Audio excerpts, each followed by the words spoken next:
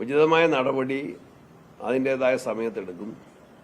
ഞങ്ങളുടെ party Congress party മാതൃകാപരമായിട്ട് ഇത് സംബന്ധിച്ച വാർത്തകൾ വന്നപ്പോൾ തന്നെ അദ്ദേഹത്തോട് യൂത്ത് കോൺഗ്രസിന്റെ പ്രസിഡന്റ് സ്ഥാനം, സംസ്ഥാന പ്രസിഡന്റ്, തെരഞ്ഞെടുക്കപ്പെട്ട പ്രസിഡന്റാണ്, രാജിവെക്കാൻ ആവശ്യപ്പെട്ടു. അദ്ദേഹം രാജിവെച്ചു. അദ്ദേഹത്തെ കോൺഗ്രസ് പാർട്ടിയിൽ നിന്ന് സസ്പെൻഡ് ചെയ്തു. അസംബ്ലി ചേരുന്നതിന് മുൻപായിട്ട് തന്നെ അദ്ദേഹത്തെ കോൺഗ്രസ് ലെജിസ്ലേച്ചർ പാർട്ടിയിൽ നിന്ന്, കോൺഗ്രസ് MLA അല്ല അദ്ദേഹം എന്ന് നിയമസഭയിലെ പ്രതിപക്ഷ നേതാവ് സ്പീക്കർക്ക് കത്ത് കൊടുത്തു. അദ്ദേഹത്തെ കോൺഗ്രസ് MLA-മാരുടെ സീറ്റിൽ നിന്ന് അദ്ദേഹത്തെ അകറ്റിയിരുത്തി, മാറ്റിയിരുത്തി. അദ്ദേഹം ഭരണകക്ഷിയിലുമല്ല പ്രതിപക്ഷത്തുമല്ല അദ്ദേഹത്തിന് സീറ്റ് കൊടുത്തത്. അദ്ദേഹത്തിന് നിയമസഭയിലെ പ്രതിപക്ഷത്തിൻ്റെതായ യാതൊരു സംരക്ഷണം ഉണ്ടായില്ല.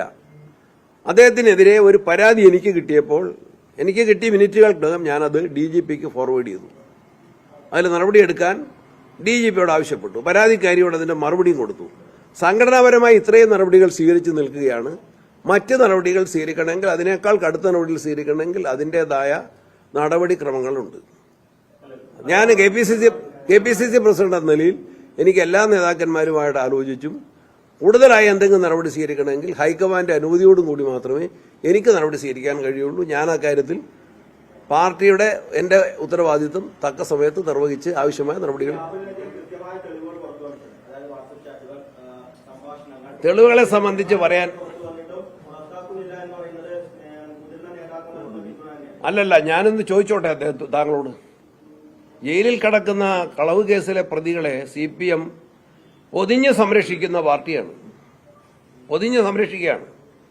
പത്മകുമാർ ജയിലിൽ കിടക്കുന്നു. ഗോവിന്ദമാഷ് പത്തനംതിട്ട ജില്ലയിലെ ജില്ലാ കമ്മിറ്റി യോഗത്തിൽ പോകുന്നു.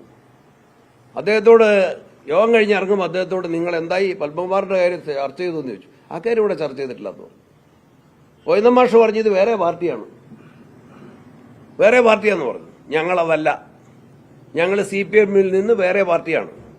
ഈ വിഷയം വന്നപ്പോൾ അദ്ദേഹത്തിന്റെ സംഘടനാ പദവി രാജിവെപ്പിച്ചു, പാർട്ടിയിൽ നിന്ന് സസ്പെൻഡ് ചെയ്തു. അത് ഇതുവരെ പിൻവലിച്ചിട്ടില്ലല്ലോ.